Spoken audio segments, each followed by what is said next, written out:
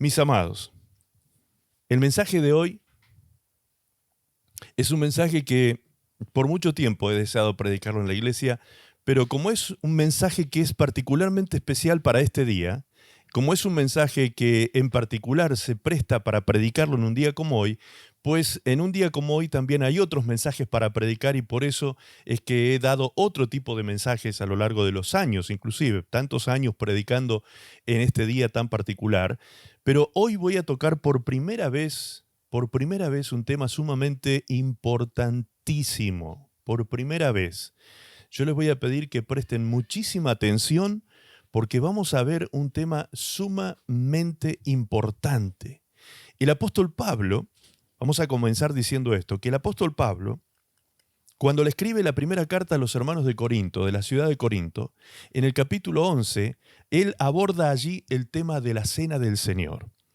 Y cuando lo aborda, él también toca un tema que algo que estaba sucediendo allí en Corinto era que había gente que después de tomar la cena del Señor moría. ¿Han leído eso en la Biblia? ¿Nunca lo leyeron? Capítulo 11, 1 Corintios. Capítulo 11, 1 Corintios. Allí habla precisamente de esto. Permítanme, lo vamos a leer así no se quedan con la duda. 1 Corintios, capítulo 11. En el versículo 17. Versículo 17. 11, 17 dice: Pero al anunciaros esto que sigue, no os alabo, porque no os congregáis para lo mejor, sino para lo peor. Fíjense cómo empieza a hablar del tema el apóstol Pablo. Pues en primer lugar, cuando os reunís como iglesia, oigo que hay entre vosotros divisiones y en parte lo creo. Porque es preciso que entre vosotros haya disensiones, pero que se hagan disensiones para que se hagan manifiestos entre vosotros los que son aprobados. Cuando pues os reunís vosotros, esto no es comer la cena del Señor. Repito, verso 20. Cuando pues os reunís vosotros, esto no es comer la cena del Señor. Porque al comer, cada uno se adelanta a tomar su propia cena y uno tiene hambre y otro se embriaga. Pues, ¿qué? ¿No tenéis casas en que comáis y bebáis? ¿O menospreciáis la iglesia de Dios y avergonzáis a los que no tienen nada? ¿Qué os diré? ¿Os alabaré? En esto no os alabo. O sea, no tengo nada de qué poder, no los puedo felicitar por lo que ustedes hacen cuando se reúnen para la cena del Señor, porque terminan borrachos y se juntan a comer y comen desmedidamente y cada uno se apresura a comer como si estuvieran muertos de hambre. ¿Acaso en su casa no tienen algo para comer? Coman en su casa primero antes y después cuando se reúnan háganlo con decoro. ¿Cómo van a venir aquí a comer de esta manera y a emborracharse con el vino? Les dice el apóstol Pablo. ¿Sí? Porque yo recibí del Señor lo que también os he enseñado, que el Señor Jesús la noche que fue entregado, tomó pan y habiendo dado gracias lo partió y dijo: tomad, comed, esto es mi cuerpo que por vosotros es partido, haced esto en memoria de mí. Asimismo tomó también la copa después de haber cenado, diciendo: esta copa es el nuevo pacto en mi sangre, haced esto todas las veces que la bebereis en memoria de mí. Así pues, todas las veces que comiereis este pan y bebiereis esta copa, la muerte del Señor anunciáis hasta que Él venga. Y ahora, verso 27, el título en la Reina Valera dice: tomando la cena del Señor indignamente. Dice: de manera que cualquiera que comiere este pan o bebiere esta copa del Señor indignamente, será culpado del cuerpo y de la sangre del Señor. Por lo tanto, pruébese cada uno a sí mismo y coma así del pan y beba de la copa. Porque el que come y bebe indignamente, sin discernir el cuerpo del Señor, juicio come y bebe para sí. Por lo cual hay muchos enfermos y debilitados entre vosotros, y muchos duermen. No la siesta, precisamente. Cuando dice duermen, se está refiriendo a que muchos habían muerto por causa de esto que ocurría en la cena del Señor, este abuso terrible que se hacía en la cena del Señor. Ahora, Yendo un poquito más allá en la historia de esta iglesia precisamente y de este evento particularmente, los historiadores dicen que esta iglesia que era de la comunidad griega, tenía costumbres, dentro de la comunidad griega, habían costumbres, habían celebraciones que ellos habían adoptado al cristianismo. Se había hecho como una especie de sincretismo, se habían mezclado una fiesta que ellos tenían pagana, la habían trasladado a una fiesta, entre comillas, cristiana. Allá en el paganismo ellos celebraban lo que se llamaba las fiestas del amor o la fiesta del amor, ¿sí? En la fiesta del amor era donde se comía, se tomaba, era un carnaval, ¿sí? Una especie de carnaval moderno. Era toda una fiesta que se celebraba para los dioses paganos en los días en que ellos no conocían a Cristo. Entonces, esa fiesta fue la que ellos traspolaron al día que celebraban la Cena del Señor, donde todos se juntaban, se reunían a partir el pan y a compartir el vino de la Cena del Señor, y en ese momento era cuando se producían estos abusos. Pero más allá de lo que podemos imaginarnos hoy, debido a que hoy tenemos un concepto de aquello que es religioso, de aquello que es solemne, como una cosa muy pura, muy decorosa, ¿sí? Más allá de nuestra imaginación, algo que no nos podemos ni imaginar, es lo que nos cuentan los historiadores de lo que ocurría en esa fiesta. Resulta que esa famosa fiesta del amor tenía que ver con Eros, el dios Eros, ¿sí? Y el dios Eros, de allí viene la palabra que hoy conocemos nosotros, una palabra moderna, que es la palabra erótico.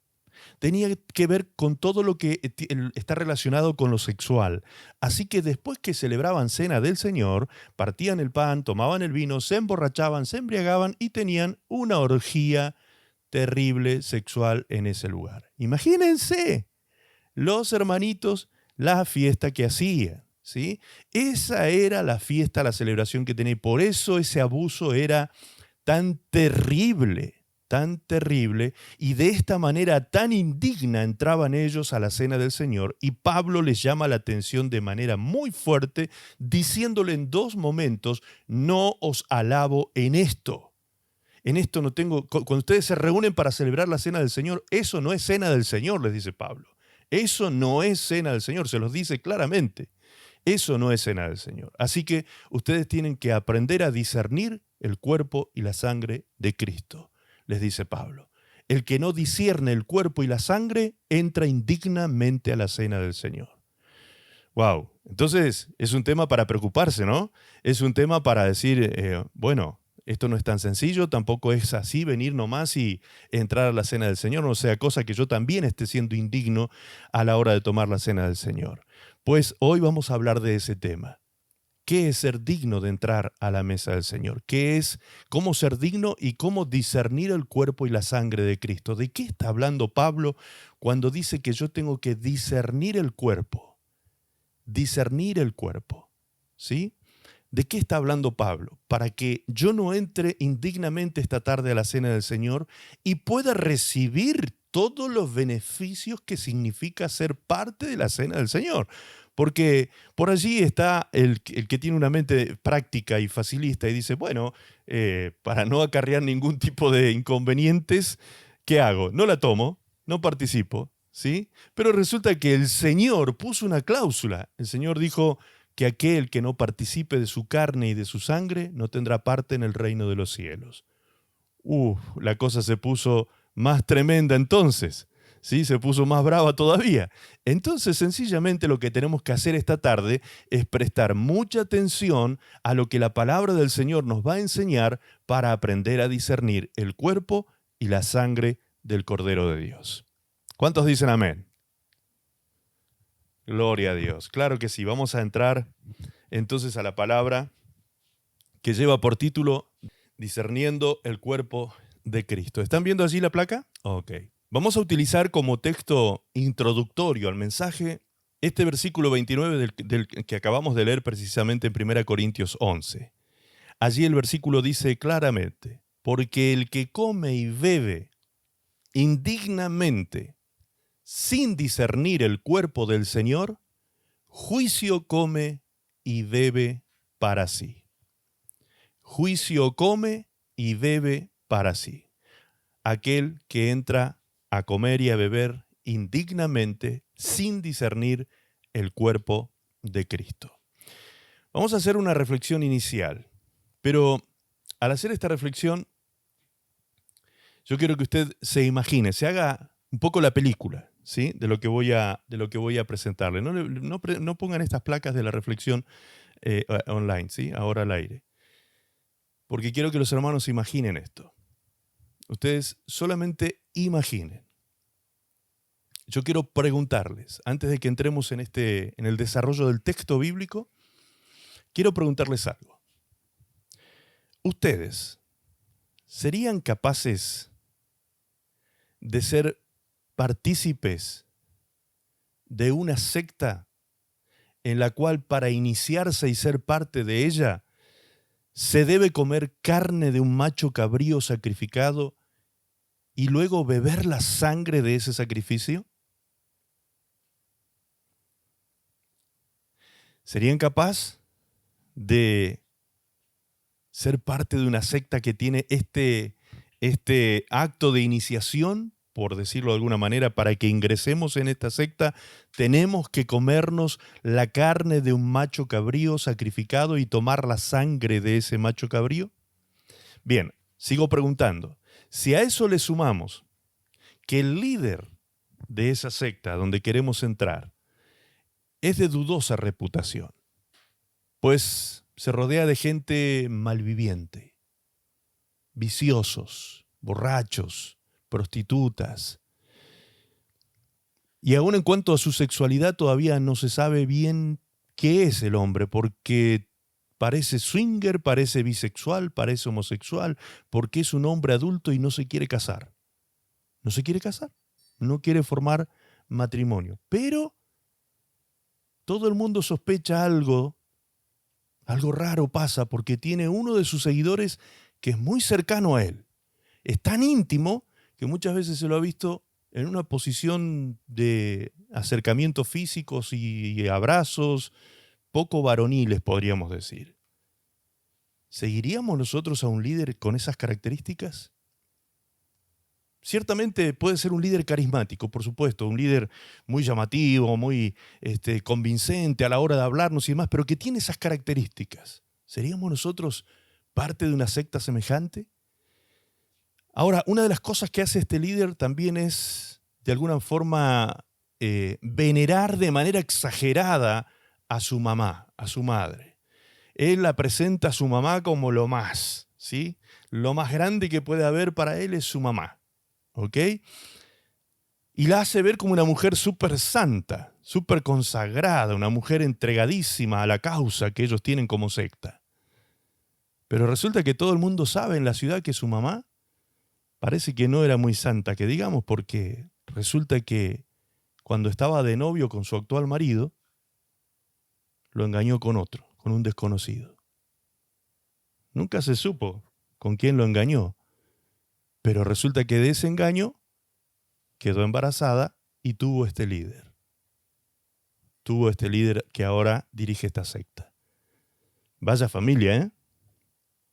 Además, este líder, tan carismático, tan espiritual, entre comillas, no respeta los órdenes superiores en cuanto a lo establecido como bueno moralmente.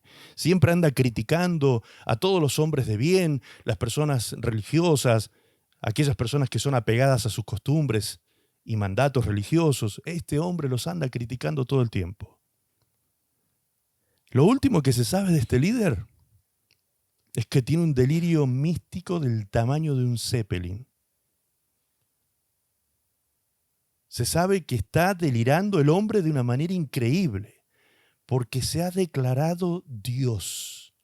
Lo último que se supo es que se declaró Dios. ¿Entraría usted en una secta así? ¿Lo está pensando? Ahora, los líderes más experimentados en cuanto a estas cosas, los líderes religiosos más experimentados de muchos años, que ya conocen todos estos movimientos que se suelen levantar cada tanto, dicen que este hombre seguramente está poseído por el mismo diablo, el mismo Belcebú. ¿Por qué? Porque hasta los demonios se le sujetan. Entonces él debe tener algún príncipe de las tinieblas metido adentro porque los demonios se le sujetan. Imagínense. Terrible, ¿no? Ahora resulta que dentro de ese delirio místico se le está ocurriendo en estos últimos días, se está invitando a sus seguidores a practicar el canibalismo. A practicar el canibalismo. Imagínense tal cosa. Comer carne. Ahora, lo más loco es que él quiere que se lo coman a él. A él quiere que se lo coman. ¿Serían ustedes capaces de ser parte de una secta así? Hasta ahora los políticos y los gobernantes que están escuchando de este hombre que está trastornando ciudades no le daban mucha importancia. Pero resulta que está trastornando y volviendo loco un montón de gente. Miles de personas lo están siguiendo. ¿Y saben qué está diciendo ahora? Que él va a terminar siendo el gobernador de todos ellos, hasta de todos los políticos. Él los va a gobernar a todos.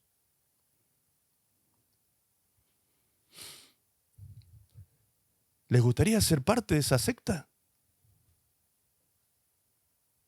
¿No? Ni por un segundo, ¿no?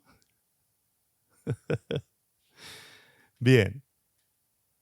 Así de difícil fue comprender a Jesucristo, el Hijo de Dios, en sus días por parte de su sociedad. Así de difícil fue, porque todas las características que les acabo de mencionar era la percepción que tenía la gente de la sociedad que rodeaba al Jesús histórico. La gente lo veía así. Sus conciudadanos lo veían así. Si nosotros hubiésemos sido parte de esa gente, nosotros mismos hubiésemos llevado a Cristo a la cruz del Calvario. Nosotros también habríamos dicho, no, este hombre está re loco, este hombre está fuera de sí, este hombre está poseído por Belcebú, pero este hombre está de la cabeza. ¿Cómo se le ocurre que vamos a comerle la carne y le vamos a tomar la sangre? ¿De qué está hablando? Se puede aceptar cualquier cosa de un líder religioso o espiritual, pero que practiquemos canibalismo con su propio cuerpo. Ya este hombre se pasó de la raya, está volviendo loca a la gente este hombre. ¿Estoy exagerando, hermanos? ¿No?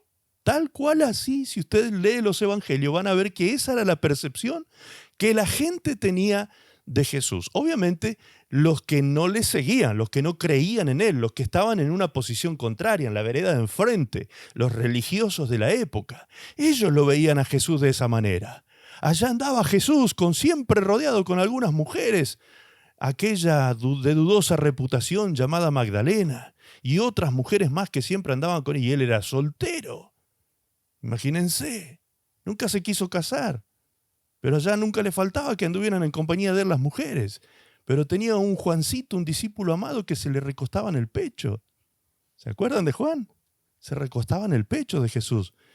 Y todos sabían que Jesús lo amaba a Juan de una manera muy especial.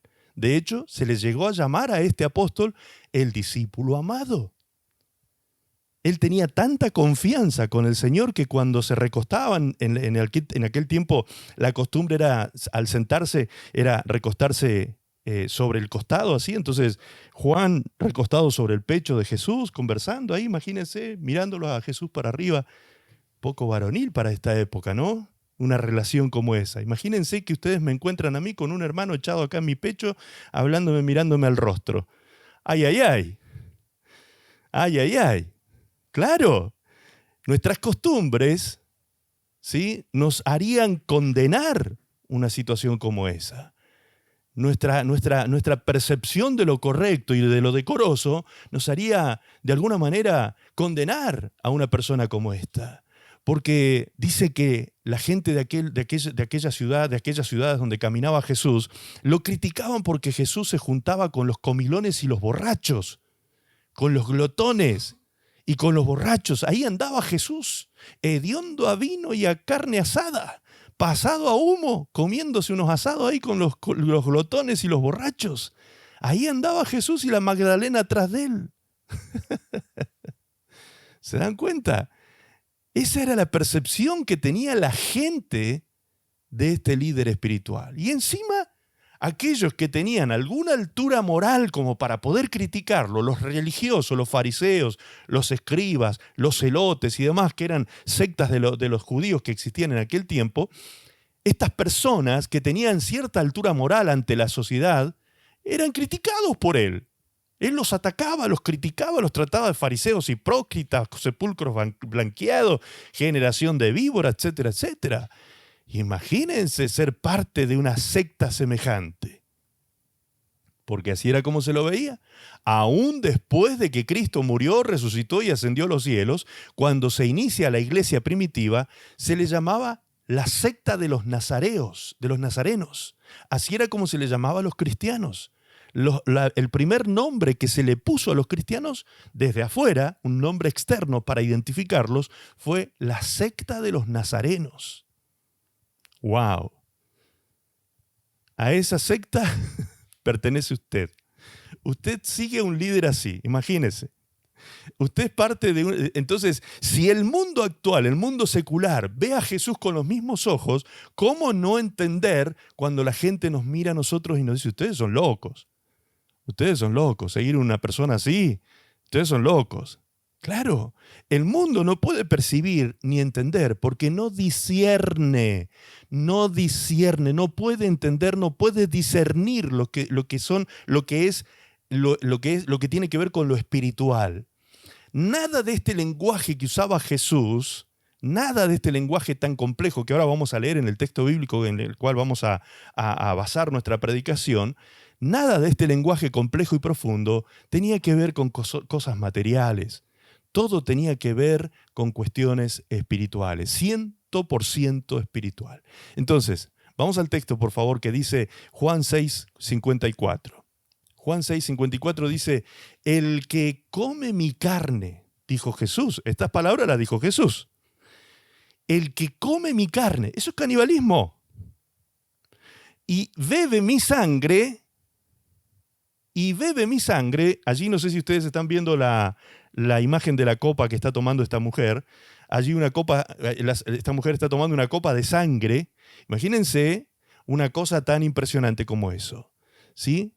Jesús está diciendo, el que come mi carne y bebe mi sangre tiene vida eterna y yo le resucitaré en el día postrero.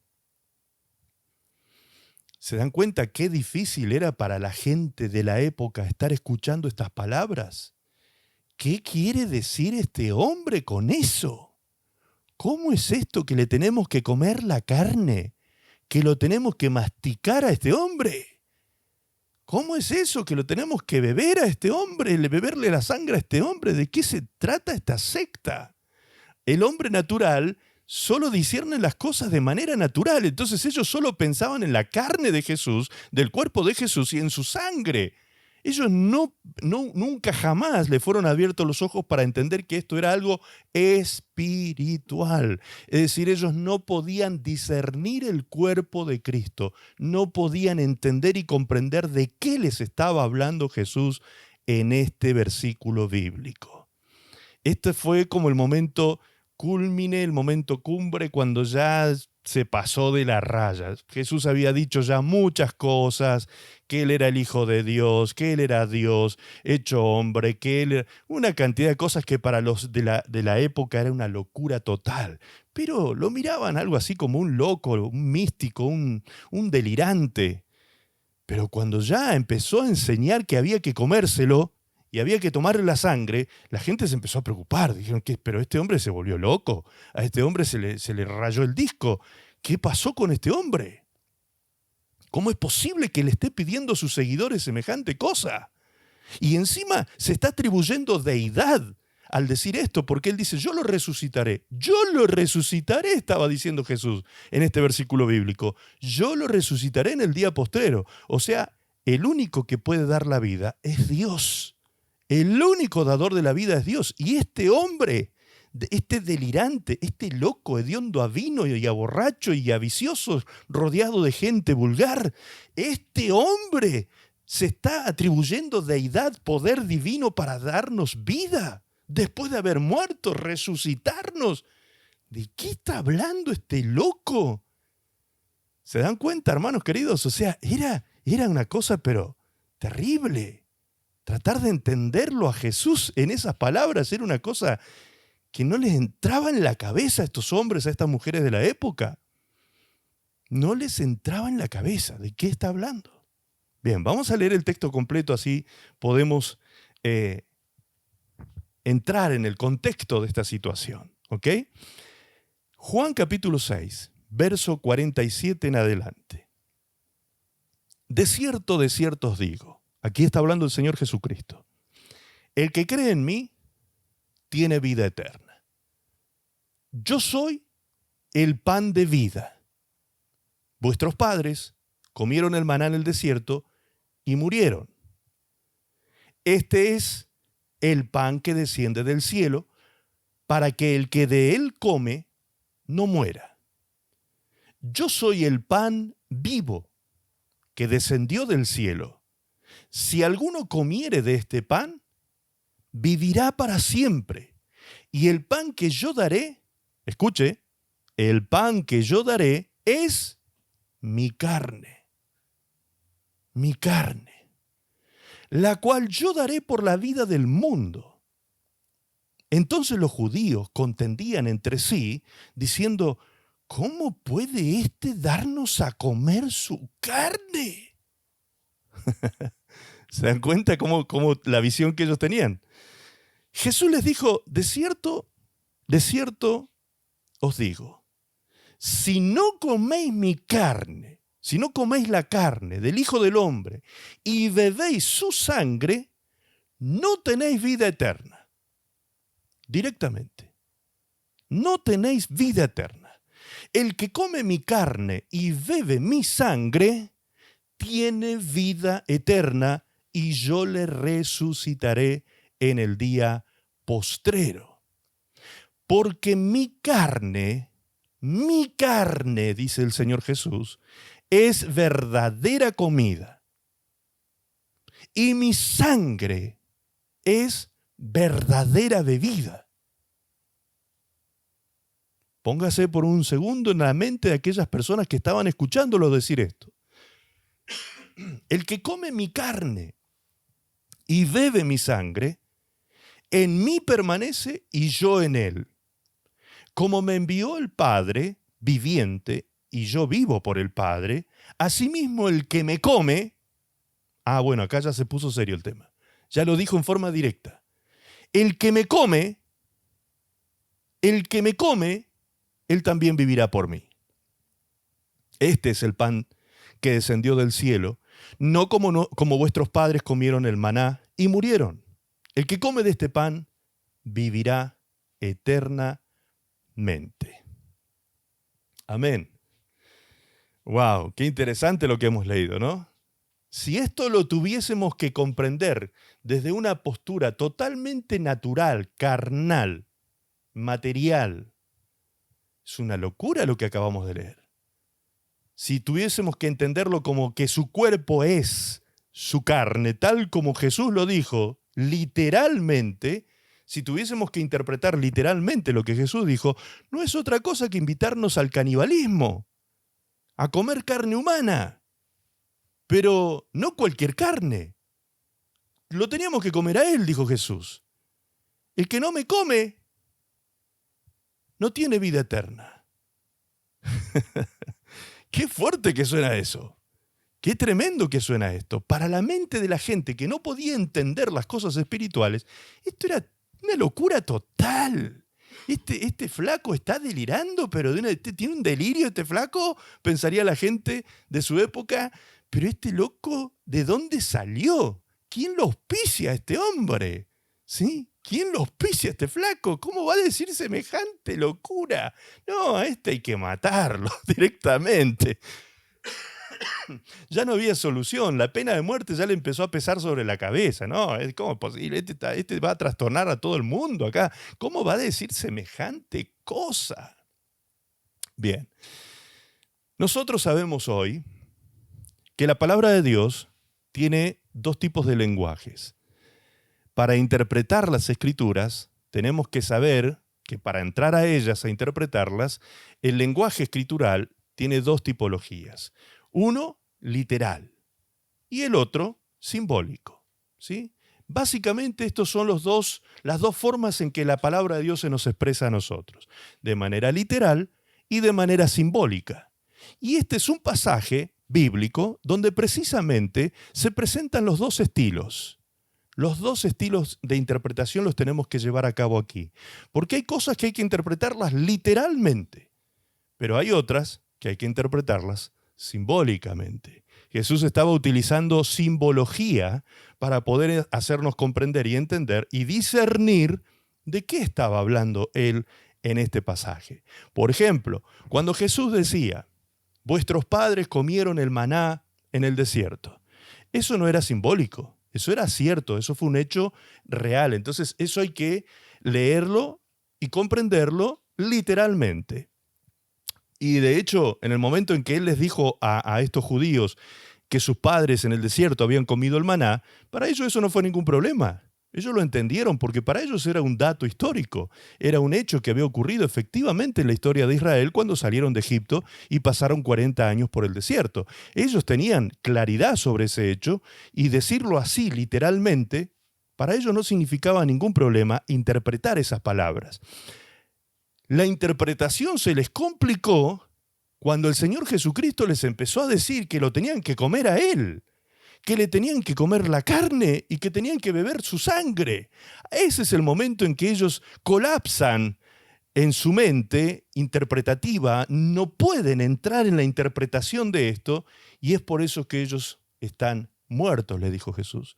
Ellos estaban en estado de muerte, no tenían visión espiritual y no podían comprender estas palabras, que aún siglo XXI, iglesia cristiana, habiendo nosotros puesto nuestra fe en el Señor Jesucristo, tampoco para nosotros es tan sencillo comprender de qué está hablando aquí el Señor Jesucristo. Entonces, ¿es importante entenderlo? Por supuesto que sí, porque dice el Señor que aquel que coma su carne y beba su sangre tendrá vida eterna. Pues gloria a Dios, yo quiero la vida eterna junto al Señor, quiero vivir para siempre, pero para eso lo tengo que comer a Jesús. ¿De qué estamos hablando? Para eso tengo que tomar su sangre. ¿De qué estamos hablando? Entonces es importante entrar en la simbología del texto, ¿sí? En lo alegórico, en lo representativo que tiene, las figuras representativas que está utilizando Jesús para enseñarnos un principio espiritual sumamente importante. Juan 6:47 dice, de cierto os digo, el que cree en mí tiene vida eterna. Allí con este versículo es que comienza a hablar Jesús sobre este tema. Lo primero que el Señor dice es que yo debo depositar mi fe en Él para tener vida eterna. Antes que comer su carne y antes que beber su sangre, yo tengo que activar mi fe y ponerla en Él. ¿En qué sentido? Pues para la mente de aquella época, los hebreos estaban esperando al Hamashiach, el Mesías esperado de Israel. ¿Sí? Por eso a Jesús en términos hebreos se le llama Yeshua HaMashiach, es decir, Jesús el Mesías, el Mesías, el Salvador, que estaba esperando precisamente Israel en aquel tiempo. En términos griegos sería Jesús el Cristo, el Kyrios. Cristo tiene que ver con ungido, con el elegido. El Kyrios tiene que ver con el Señor, con el amo, con el Rey. Todo esto está encerrado en estos nombres que se le daban al Señor Jesucristo y estos nombres representan su misión, su autoridad, que hablan de Él precisamente, de todo lo que representa Él en estos nombres. Eso es lo que yo debo llegar a creer, dice el Señor Jesucristo. Además, justamente debo creer en el sacrificio en la cruz del Calvario, que todavía no se había ejecutado. Imagínense, nosotros tenemos la película súper clara porque estamos en el siglo XXI y miramos todos estos hechos de manera retrospectiva, los miramos para atrás y tenemos todo el relato completo. Pero en este momento en que estaban sucediendo estas cosas, Jesús todavía ni siquiera había muerto en la cruz del Calvario. ¿De qué estaba hablando Jesús? Esta gente no entendía nada de lo que Jesús estaba diciendo. ¿Por qué? Porque finalmente Jesús llegaría a ser el sacrificio, el Cordero Pascual. Aquellos hermanos que están estudiando en Enoc recordarán que vimos que en la salida de Israel de Egipto, la noche anterior a salir, ellos sacrificaron por orden de Dios un cordero y con la sangre del cordero pintaron los dinteles de la puerta, ¿sí? Porque esa noche pasó el ángel de la muerte sobre aquel lugar y los primogénitos fueron muertos. Pero aquí, en la casa de los hebreos, donde se había muerto ese cordero, no pasó la muerte por aquel lugar. Por eso la palabra Pesaj, que es la palabra para Pascua en castellano, la palabra hebrea Pesaj, significa pasar por alto. Es decir, la muerte pasó por alto las casas de los hebreos que tenían la sangre del cordero en la puerta. De la misma manera, Cristo venía a derramar su sangre para que Él, siendo ahora nuestro Cordero Pascual, es decir, comiendo nosotros ese cordero como lo hizo Israel cuando salió de Egipto aquella noche, de esa misma manera su sangre nos libra de la muerte, que es la consecuencia del pecado. Romanos 6:23 dice, la paga del pecado es muerte, mas la dádiva de Dios es vida eterna en Cristo Jesús, Señor nuestro. Amén. Entonces, tenemos que creer en Él y en su sacrificio sustituto y expiatorio, en todo lo que Él es, como Jesús el Cristo, el Kyrios, como Yeshua HaMashiach, el Mesías esperado para la humanidad, el Salvador del mundo. Si nosotros ponemos nuestra fe en ese sacrificio sustituto, pues nosotros hoy tenemos perdón de pecados, somos libres de la muerte segunda, somos libres de la muerte eterna, viviremos para siempre por medio de la fe en ese sacrificio. Ahora, hasta aquí se podría decir que es fácil interpretar este versículo 47, pero ahora en el 48 es cuando el Señor Jesucristo comienza a utilizar un lenguaje alegórico, simbólico. Es entonces que ahora ya no podemos interpretarlo textualmente o literalmente, sino que tenemos que entender la simbología. Jesús dice en el versículo 48, yo soy el pan de vida. Yo soy el pan de vida. De aquí en adelante entonces vamos a tener que utilizar la simbología que el Señor está utilizando para tratar de comprender qué nos quiere decir a través del texto. Porque ahora ya Jesús se está refiriendo a Él como pan, como que Él es un pan. ¿Se dan cuenta? Todo esto es simbología. Del 49 en adelante, estamos ahora entrando en este pasaje que acabamos de leer hace un ratito. Desde el versículo 49 en adelante. El 49 dice, vuestros padres comieron el maná en el desierto y murieron. Un hecho histórico, fácil de comprender. Hasta allí no hay problema. Los que estaban escuchando, ok, sí, seguramente asentían con la cabeza, sí, exactamente, así fue. Pero ahora Jesús les dice, este es el pan que desciende del cielo, para que el que de él come no muera. Se estaba refiriendo a él. Y para que les quede claro, en el versículo 51 les dice, yo soy el pan vivo que descendió del cielo.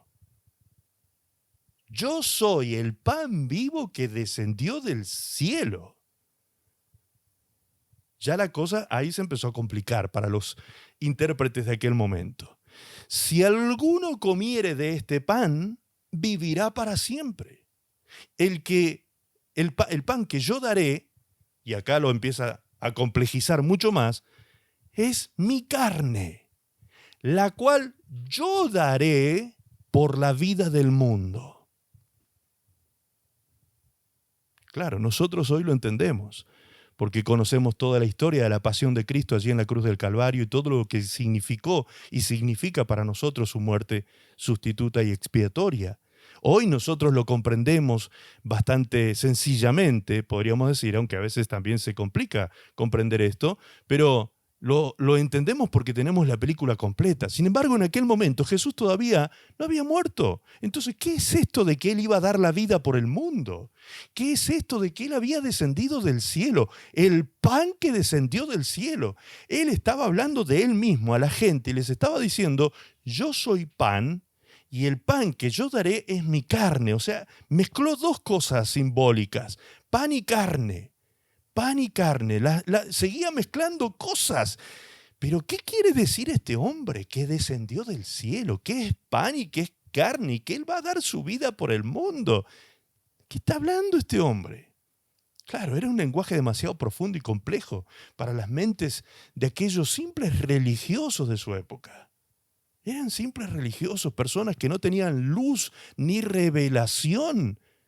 Eran personas que no podían entender estas terminologías tan complejas para ellos.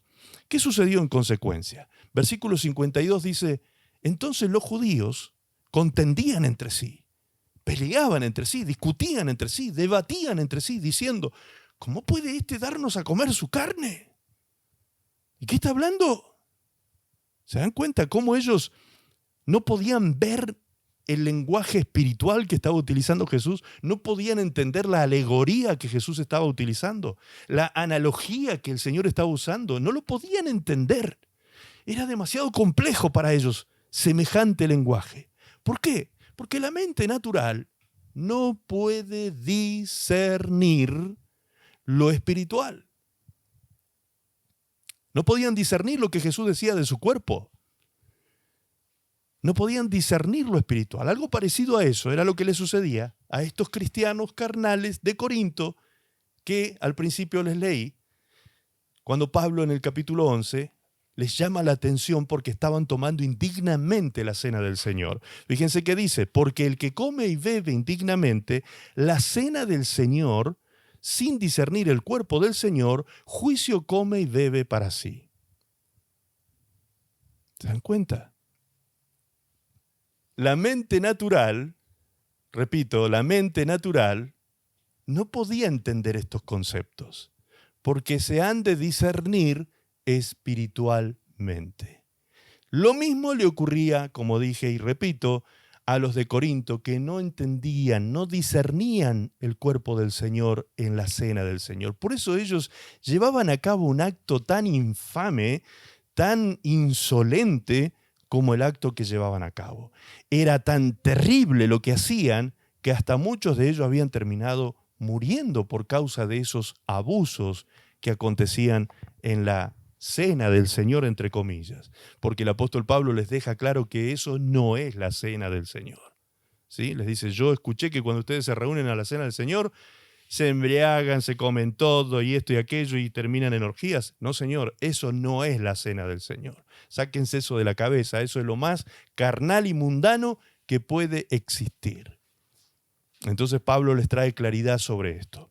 Ahora, fíjense que el texto de 1 Corintios 11, 29 dice, el que come y bebe indignamente, refiriéndose a la cena del Señor, sin discernir el cuerpo del Señor, juicio y come para sí, y bebe para sí, sin discernir.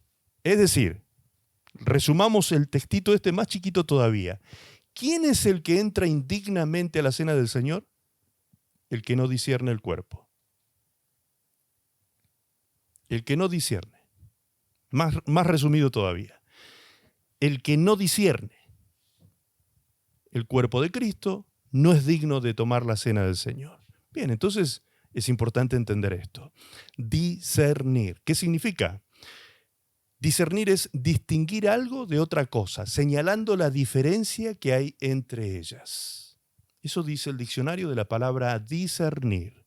Ahora, si esto lo aplicamos, este significado lo aplicamos al texto bíblico, seríamos dignos de participar de la cena del Señor cuando nosotros podamos indicar entonces la diferencia entre lo que es comer su carne y beber su sangre con el concepto espiritual de este hecho.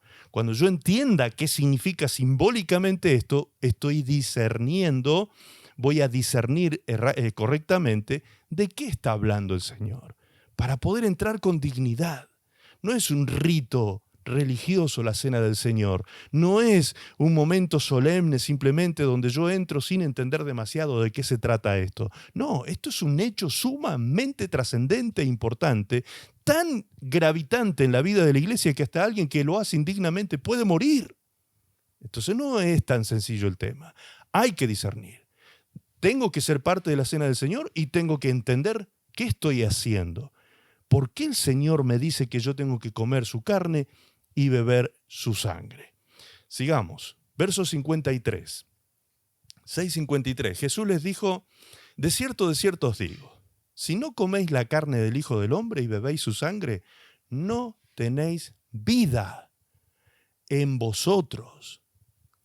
Es decir, Jesús les está diciendo a ellos, a sus oyentes actuales, en ese momento presente, a esos oyentes les está diciendo, ustedes están muertos. Ustedes están muertos.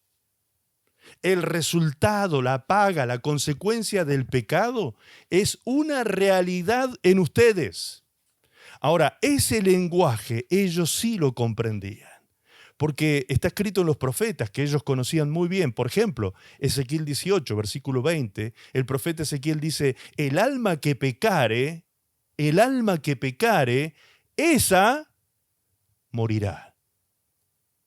El alma que pecare, esa morirá. El Hijo no llevará el pecado del Padre, ni el Padre llevará el pecado del Hijo. La justicia del justo será sobre él y la impiedad del impío será sobre él. Es decir, Dios es justo y a cada uno le da su paga. Mi hijo no se va a ir a la presencia de Dios, no se va a ir al cielo porque sea hijo de pastor. No, Señor. Él tiene que arrepentirse de sus pecados y vivir una vida consagrada al Señor y santa para el Señor si quiere entrar al reino de los cielos. De la misma manera que yo, como su papá, tengo que vivir una vida semejante. Cada uno de nosotros debemos santificarnos. ¿Sí? Nadie paga la salvación de nadie, solamente el Señor Jesucristo es el que pagó nuestra salvación. Entonces Jesús les está diciendo a ellos, ustedes están en este estado que habla el profeta Ezequiel, ustedes están muertos porque viven en pecado. Y la única manera de salir de la muerte y tener vida, que haya vida en ustedes, es que ustedes coman mi carne y beban mi sangre. Ahí era cuando se les complicaba. Ese era el momento cuando ellos entraban en colapso. Ahora en el versículo 54, en el versículo siguiente, insiste sobre esto Jesús y le dice algo todavía peor, todavía más herético para los que estaban escuchando. Porque Él les dice, el que come mi carne y bebe mi sangre, tiene vida eterna y yo le resucitaré en el día postrero.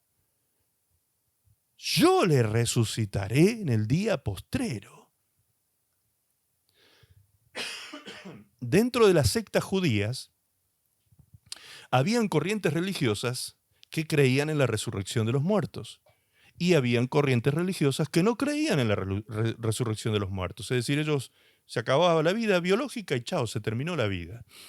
Entonces, imagínense que aquella línea que era grande, era la mayoritaria, los que creían en que había resurrección de los muertos, o mejor, para que se entienda mejor, vida después de esta vida, ¿sí? Aquellos que creían en eso tenían que creer esto que Jesús les estaba diciendo, de que Él era el que los iba a resucitar. Pero ellos sabían, por miles de años, habían recibido instrucción de que el único que daba la vida era Dios.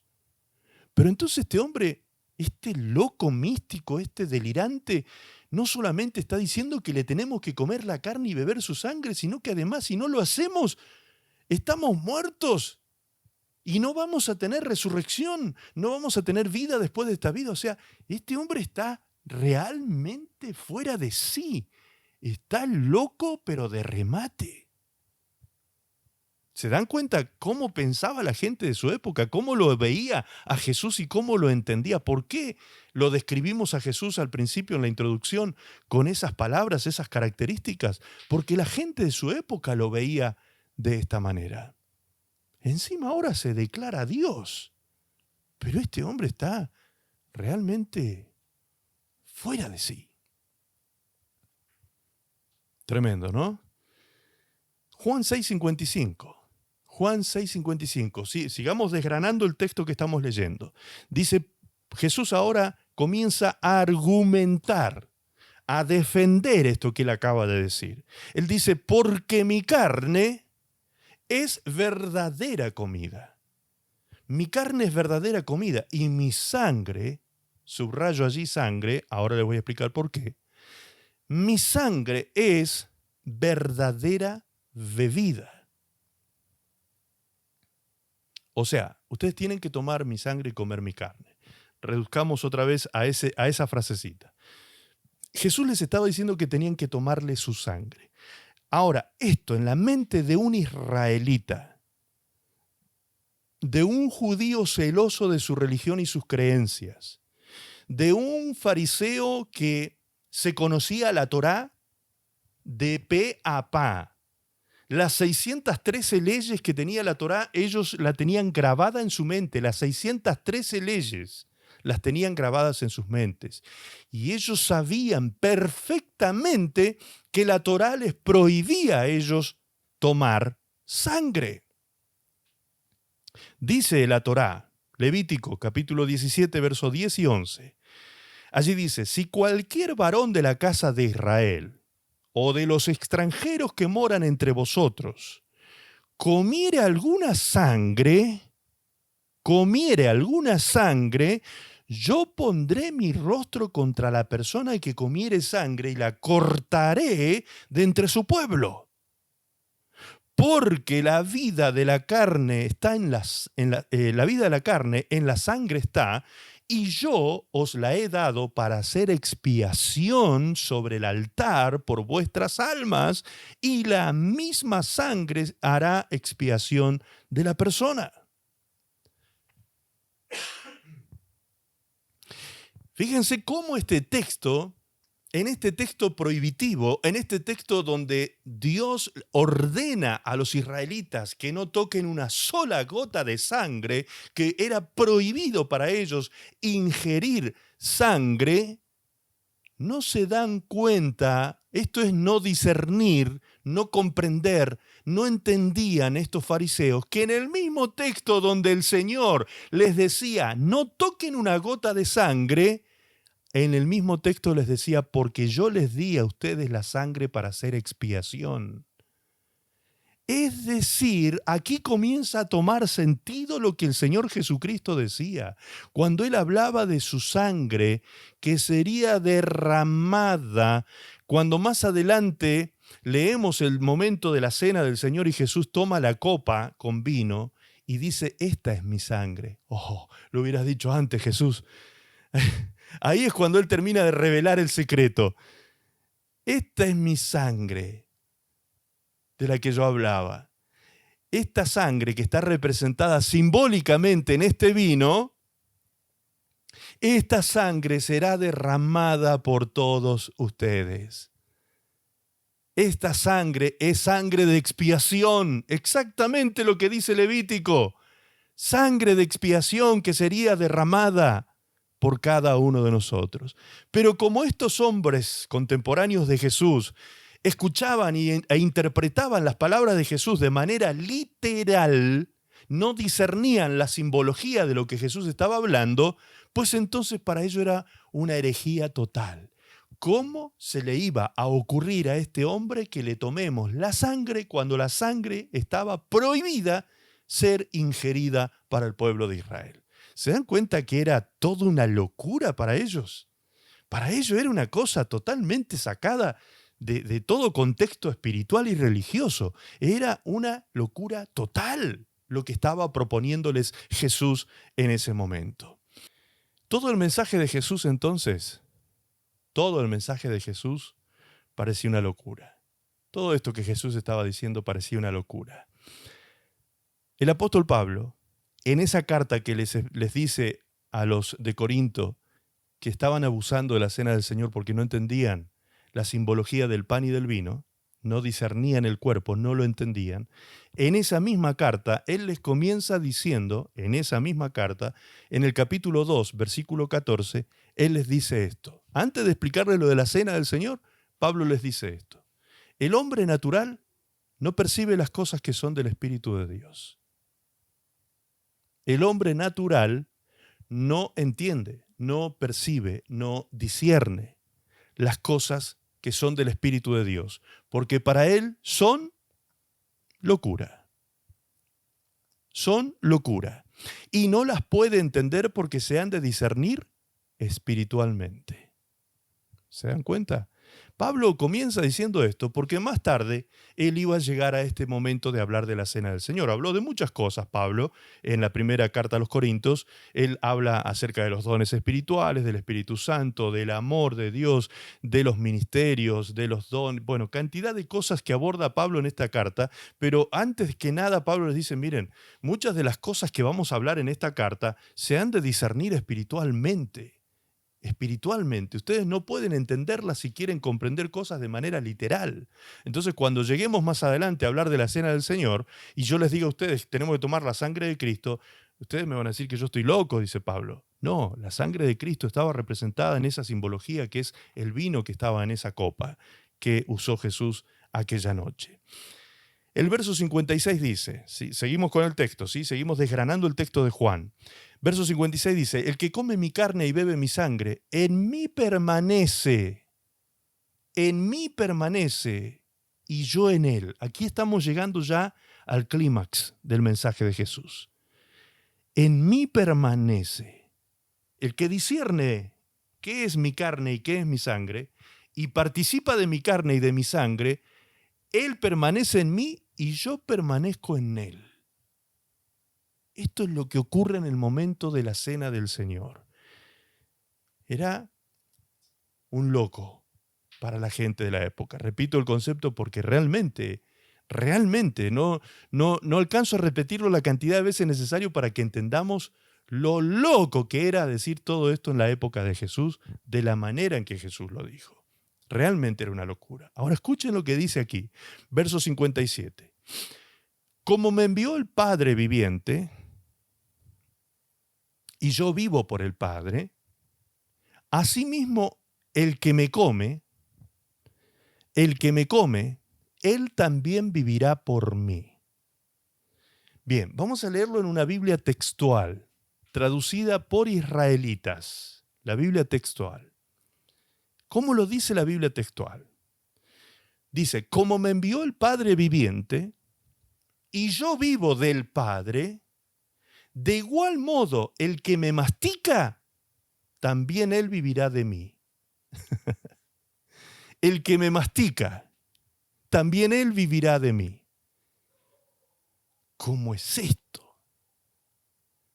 El que me mastica, dice Jesús, también él vivirá de mí. El que me come, lo decía en la otra versión. Entonces yo viviré de Jesús así como Jesús vivió del Padre. Eso está diciendo. Así como yo vivo del Padre, ustedes vivirán de mí. ¿Cuándo? Cuando ustedes me coman a mí.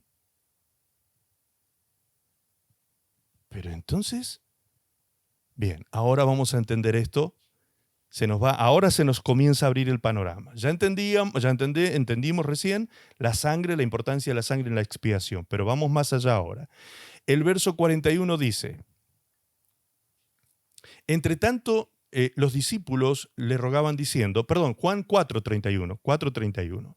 Estamos ahora 2 capítulos para atrás del texto que estábamos leyendo. 2 capítulos para atrás. Fíjense lo que Jesús había dicho 2 capítulos para atrás nada más. Dice, entre tanto los discípulos le rogaban diciendo, Maestro, Rabí, come. 2 capítulos antes de esto que estamos leyendo. Recuerden, posiciónense un poquito ahí. Jesús les dijo, yo tengo una comida que comer, que vosotros no sabéis. Yo tengo una comida que comer que vosotros no sabéis. Entonces los discípulos decían unos a otros, ¿le habrá traído a alguien de comer? Otra vez, no podían entender, discernir lo que Jesús estaba tratando de decirles.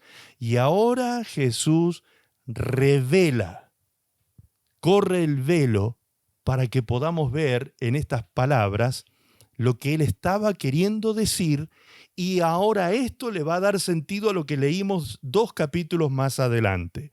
Dijo Jesús, mi comida es que haga la voluntad del que me envió y que acabe su obra. Eso es mi comida, hacer la voluntad de mi Padre. Mi comida, yo me alimento, está diciendo Jesús, yo me alimento de hacer la voluntad de lo que está escrito de mí. Lo que sea escrito de mí se tiene que cumplir al pie de la letra, valga la redundancia, ¿no? Al pie de la letra, lo que se escribió en los profetas, todo lo que se dijo de mí se tiene que cumplir, todo se tiene que cumplir. Yo vine para cumplir esa voluntad del Padre y eso es lo que a mí me alimenta. Esa es mi comida. Yo vivo de esa comida. Por eso el Padre me honrará el día que dé mi vida por todo el mundo, me honrará dándome un nombre sobre todo nombre y vida eterna, y yo podré darle vida eterna a aquellos que estén conmigo. Entonces ahora sí comienza a tomar sentido toda esta simbología. Es decir, Jesús está diciendo que su comida es hacer la voluntad de Dios. Por lo tanto, el que come a Jesús, el que come su carne, el que participa de su naturaleza humana, ¿sí? El que participa de su naturaleza humana, ¿de qué está participando? De la obediencia al Padre. Eso es lo que nos llevará a tener vida eterna.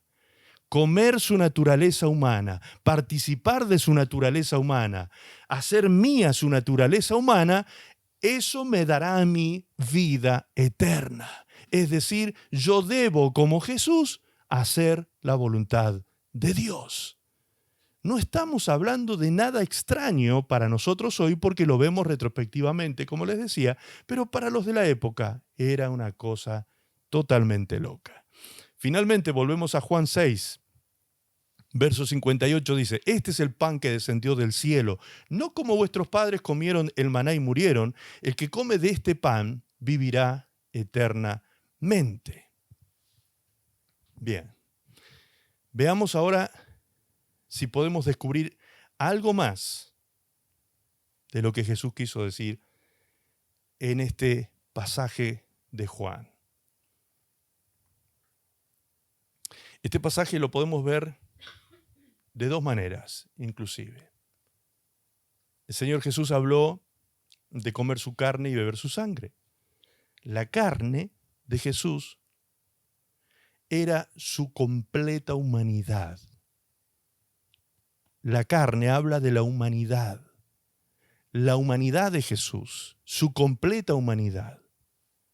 Participar de su carne, ser parte de su carne y su carne de mí, hacerse parte mía, era participar de su humanidad. Ahora, Él fue el primero que hizo esto, de participar de nuestra humanidad, porque Él siendo Dios, se hizo hombre. Jesús asumió la vida humana, se hizo un ser humano como nosotros, enfrentándose con todas nuestras situaciones humanas, luchando con nuestros problemas humanos, resistiendo nuestras tentaciones humanas, sufriendo nuestros dolores humanos, desarrollando nuestras relaciones humanas. Todo lo que Él vivió en su completa humanidad lo hizo para hacerse parte de nosotros. A ver, permítame explicar un poquito esto. Filipenses capítulo 2, verso 5, en la NTV dice así: tengan la misma actitud que tuvo Cristo Jesús. Aunque era Dios, escuche, está hablando de Jesús, aunque era Dios, no consideró que el ser igual a Dios fuera algo a lo cual aferrarse.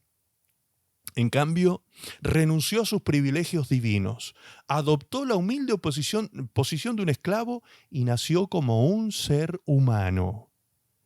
Cuando apareció en forma de hombre, se humilló a sí mismo en obediencia a Dios y murió en una cruz como morían los criminales de esa época. Dios se había hecho hombre en la persona de su Hijo Jesucristo. ¿Y por qué Dios había hecho semejante cosa? Hebreos 2:17 dice, por lo cual debía ser en todo semejante a sus hermanos. Está hablando de Jesús. Para venir a ser misericordioso y fiel sumo sacerdote en lo que a Dios se refiere, para expiar el pecado del pueblo. Pues en cuanto él mismo padeció siendo tentado en un cuerpo de carne, es poderoso para socorrer a los que son tentados. Es decir, que Jesús tomó la completa y plena humanidad. Él es Dios hecho humano, Dios hecho hombre. Su completa humanidad la tomó para hacerse igual y semejante a nosotros, a fin de comprender todas nuestras circunstancias humanas. El hombre y sus circunstancias, como decía Ortega y Gasset. El hombre y sus circunstancias. Todo eso lo tomó Jesús en su humanidad. En su humanidad lo tomó Jesús, lo hizo propio, lo hizo suyo, sufrió nuestros dolores, fue tentado en todo, pero en todo fue obediente y se guardó sin mancha y sin pecado, siendo obediente hasta la muerte y muerte de cruz, como morían los criminales más malditos de la época, para que su carne y su sangre fueran presentados allí como el Cordero Pascual. Así como ellos, los judíos, habían tenido que comer la carne del cordero y derramar la sangre sobre el dintel de sus puertas, allí estaba la sombra de lo que habría de venir, pero ellos no lo discernían. Ellos no entendieron de qué estaba hablando Jesús cuando hablaba de su carne y de su sangre. Jesús les estaba diciendo, en esos días que ya llegaba la Pascua, yo soy el Cordero Pascual. Yo soy el que vengo a dar la vida, mi carne y mi sangre serán dadas. He bajado del cielo, me he hecho hombre para tomar vuestras circunstancias, vuestra humanidad, comprender vuestra humanidad en plenitud y de esa manera poder socorrerlos a ustedes porque los entiendo. Entiendo sus dolores, sus aflicciones, sus angustias, sus tentaciones, sus problemas. Todo lo que ustedes viven en sus humanidades, yo lo estoy viviendo. Esto era tremendo, muy complejo, muy profundo para la gente de la época. No lo podían entender. Lo que Jesús está diciendo aquí es, alimenten vuestro corazón, alimenten vuestra alma, vuestra mente con mi humanidad. Cuando estén desanimados, desesperados, cuando estén mordiendo el polvo, cuando estén asqueados de la vida, cuando no den más, cuando se les terminen las fuerzas, cuando parece que el mundo se acaba, cuando la luz no se ve al final del camino, acuérdense, dice el Señor, acuérdense que yo tomé esa vida vuestra, humana, carnal, terrenal, y esas luchas vuestras las tomé y las llevé sobre mí a la cruz del Calvario. Amén. Si nosotros acudimos al Señor, si nosotros hoy discernimos lo que el Señor está queriendo decirnos, mi carne que yo di, de la cual te pido que participes, es ese pan. Yo soy el pan también, dice Jesús. Yo soy el pan. Cuando tú recibas el pan y el vino, haz memoria de todo esto que yo te he enseñado, dice el Señor, porque estás tomando mi vida, mi humanidad está entrando en ti y estoy haciéndome parte de ti. Yo me hago parte de ti, dice el Señor. Y cuando el Señor dice, bebe mi sangre, no nos olvidemos que también la Biblia dice en Génesis 9:4, pero carne con su vida, es decir, su sangre, no comeréis. ¿Por qué? Porque la vida está en la sangre. Deuteronomio 15:23 dice, solamente no comas su sangre sobre la tierra, la cual sobre la tierra la derramarás como agua. ¿Por qué? Porque la vida estaba en la sangre y para ellos era sumamente sagrada la vida, para los israelitas. Jesús les está diciendo entonces que cuando tomaran su sangre representada en ese vino precisamente del nuevo pacto, en la cena del Señor, estarían haciendo memoria de esa sangre que fue derramada por ellos, la vida que fue derramada. La sangre es la vida fue derramada por nosotros. Por lo tanto, si yo tomo de esa sangre, estoy tomando de la vida de Jesús. De la vida de Jesús. Es un acto de fe, simbólico, por supuesto, simbólico, es un acto de fe. Aquí no hay transubstanciación. Esto es un acto de fe y simbólico. Simplemente eso. Cuando yo voy a tomar ese pan y a tomar esa copa y a comer ese pan, debo comprender que lo que está representando es la carne de Cristo que fue molida y que yo ahora la estoy ingiriendo, haciéndola parte de mí. La sangre de Cristo se está haciendo parte de mí. De mí. Es decir, poner la vida de Cristo en el centro de mi vida, en mi mismo torrente sanguíneo. Va a ser parte de mí, va a ser mi motor. Jesús debe ser el todo para nosotros. Así sucede. Así es como Jesús quería que lo entendieran. Aquellos de la época que no pudieron entenderlo, jamás pudieron comprender semejante complejidad. Ahora, la segunda manera de ver este pasaje es tan sencilla como lo que acabamos de explicar. Juan toma estas palabras de Jesús para darle argumento y fundamento a lo que más tarde el apóstol Pablo llamaría Cena del Señor. Fíjense lo que dice ahora 1 Corintios 11:23. Ahora seguramente se les va a hacer mucho más fácil entender de qué estaba hablando el Señor cuando dijo estas palabras. El apóstol Pablo, refiriéndose a la noche que Jesús tiene su última cena con los discípulos, Pablo dice estas palabras: yo recibí del Señor lo que también os he enseñado. Es decir, Pablo dice, a mí el Señor mismo me dijo lo que ocurrió aquella noche y yo le estoy enseñando a ustedes estas cosas. Que el Señor Jesús, la noche que fue entregado, que era la noche previa a la Pascua precisamente, tomó pan. Y habiendo dado gracias, lo partió y dijo, tomad, comed, esto es mi cuerpo que por vosotros es partido. Haced esto en memoria de mí. Ahora, el Señor está reunido con sus discípulos la última noche antes de su muerte. Ya había pasado Juan capítulo 4 cuando Jesús dijo, mi comida es hacer la voluntad del Padre. Vuestra comida es que coman mi carne y mi sangre. Ya lo había dicho Jesús en el capítulo 6 de Juan. Antes de morir ya Jesús había hablado estas palabras y ahora, en la última cena, Jesús les dice, les termina de correr el velo y les termina de revelar esto y les dice, miren, coman este pan que estoy partiendo. Este pan es mi cuerpo que por vosotros es partido. Este pan es mi cuerpo. Hagan esto en memoria de mí. Cada vez que partan el pan, celebren la cena del Señor, acuérdense que mi cuerpo fue partido por ustedes. Acuérdense que yo fui sacrificado en la cruz del Calvario por ustedes. Y que cuando ustedes participan de este pan, están participando de mi carne. Esta es mi carne. Ahí está explicando Jesús, termina de explicar Jesús en la cena lo que había dicho en el capítulo 6 de Juan.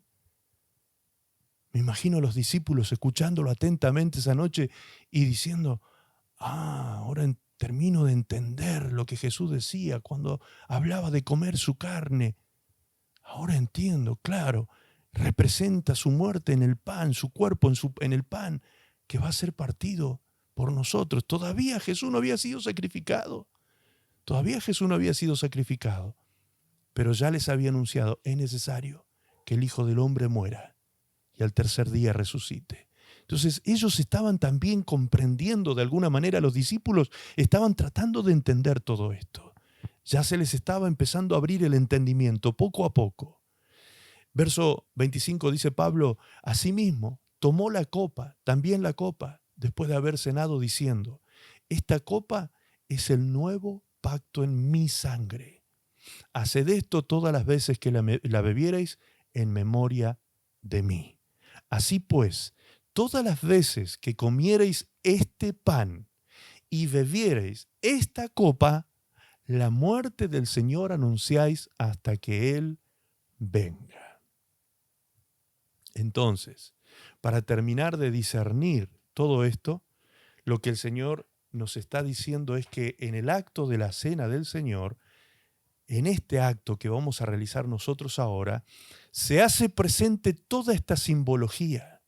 Se hace presente toda esta simbología de su carne y su sangre, que fueron entregadas y partida su carne y su sangre derramada por nosotros. El propósito de la cena del Señor es anunciar su muerte, hacer memoria de su muerte. Eso es discernir, entender de qué se trata este acto solemne. Estamos anunciando la muerte del Señor Jesucristo hasta que Él regrese otra vez por nosotros. Amén. ¿Qué estamos diciendo a aquellos que están por primera vez hoy quizás escuchándonos aquí? Estamos diciendo, en resumidas palabras, que Dios te amó tanto, tanto te amó Dios el Padre, que envió a su Hijo, a su único Hijo, a su unigénito Hijo lo envió. Y su Hijo que vino a la tierra, siendo Dios, no se aferró a su deidad, sino que se hizo completamente hombre. Y estando en condición de hombre, te amó tanto, tanto te amó, que dio su carne para ser partida, lacerada, molida. Miren, la palabra de Dios dice en Isaías que Él fue desfigurado en el momento del sacrificio, por los golpes que recibió, por el maltrato que recibió, por la tortura que recibió por parte de los soldados romanos. Esa película que muchas veces se ha visto en estos años cuando se celebra Pascua, que se hizo muy famosa años atrás, de Mel Gibson, ¿recuerdan la película La Pasión? Que lo muestra a Jesús de una manera terriblemente herido, lastimado, lacerado, ¿sí? Todo roto su cuerpo. Miren, esa película, como bien dice el dicho, la realidad supera la ficción. Así que eso que ustedes ven allí, que es terrible, no se compara con la realidad. La realidad fue peor. La realidad fue peor. Fue terrible. Si ustedes ven ese momento de la película La Pasión, imagínense eso, pero peor todavía. Fue lo que Jesús padeció. Su carne fue molida por causa de nuestro pecado. Y hoy podemos participar de Él, de su carne y de su sangre, en el pan y en el vino de la cena del Señor. Jesús lo explicó claramente en ese momento y dijo, este es el pan, este pan es mi cuerpo. Habrán dicho algunos discípulos, ahora entiendo lo que decías hace unos días atrás cuando decías que teníamos que comer tu cuerpo. Esto es mi cuerpo. Coman este pan, este vino, esta es mi sangre. Cuando ustedes participen del pan y del vino, están participando de mi carne y de mi sangre. Y cuando sean parte de esto, yo me haré parte de ustedes. Ustedes estarán tomando mi humanidad y aplicándola a ustedes. Mi humanidad. Todo lo que yo sufrí, comprendí y entendí de ustedes, ustedes hoy lo pueden tomar. Se pueden tomar de eso porque yo los entiendo. Pero al mismo tiempo que nos tomamos de su humanidad, nos tomamos de lo que Él se alimentó también. ¿De qué se alimentaba Jesús? De hacer la voluntad del Padre. Es decir, tomar su humanidad en nosotros, alimentarnos de Jesús como verdadera comida, es hacernos fuertes con esa comida para hacer la voluntad de Dios. Ser obedientes. Amén.